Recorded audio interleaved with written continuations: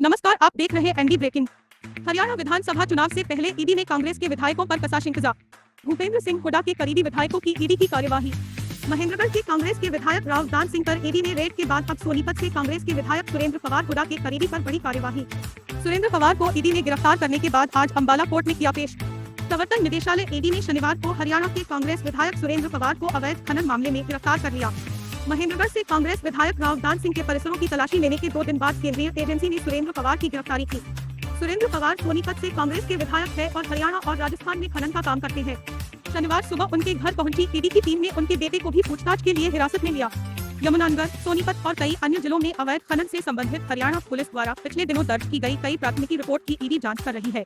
सोनीपत से कांग्रेस विधायक सुरेंद्र पवार के वकील ने मीडिया को जानकारी देते हुए पूरे केस के बारे बताया। उन्होंने कहा कि 2019 में 1/9/19 है जो ईडी ने 2023 में लिखी थी।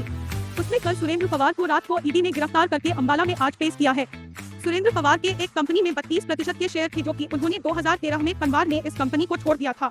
उन्होंने कहा कि दिलबाग और अन्य को गिरफ्तार कर लिया था। उन्होंने कहा कि दिलबाग सिंह ने Punjab and Haryana high court में अपनी अलीगल गिरफ्तारी के खिलाफ अरेस्ट किया गया है जिसमें उनको बेल मिल गई थी।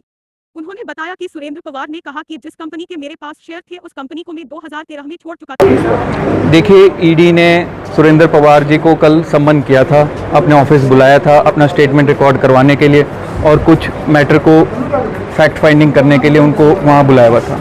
लेकिन रात को 2 बजे ईडी ने उनको अरेस्ट कर लिया और आज सुबह उनको यहां पर माननीय अदालत में पेश किया और उसके बाद उन्होंने 14 दिन का उनका रिमांड मांगा है।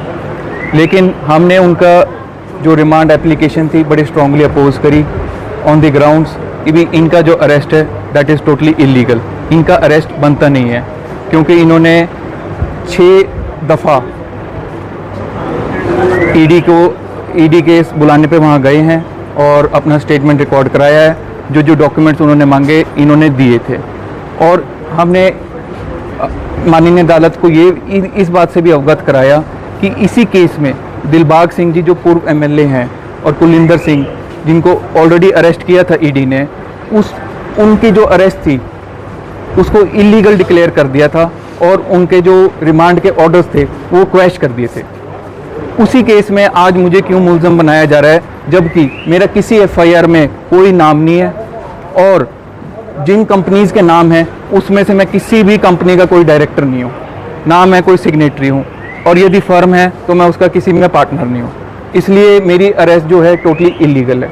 जुरिस्डिक्शन को लेकर ये बात हुई थी कि जब इसी ECIR नंबर 19 में जब दिलबाग सिंह जी और कुलविंदर सिंह जी को अरेस्ट किया था तो उनको गुड़गांव पेश किया था, तो मेरे को भी गुड़गांव ही पेश करना चाहिए था क्योंकि मैं तो गुड़गांव ही था। मुझे गुड़गांव से यहाँ लेके आ रहे हैं अम्बाला, तो मुझे वहाँ नियरेस्ट कोर्ट वो थी, आप वहाँ पे पेश कर देते।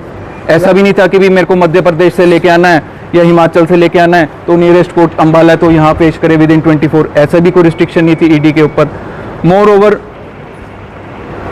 हमने जब इस बात को ऑब्जेक्ट किया तो ईडी का ये कहना था कि भी दिलबाग सिंह जी की कोई ट्रांजैक्शन गुड़गांव में हुई थी इसलिए उनको वहाँ पे पेश किया, तो आप मुझे भी वहीं पेश कर देते कि conflict of opinion of the courts ना आए।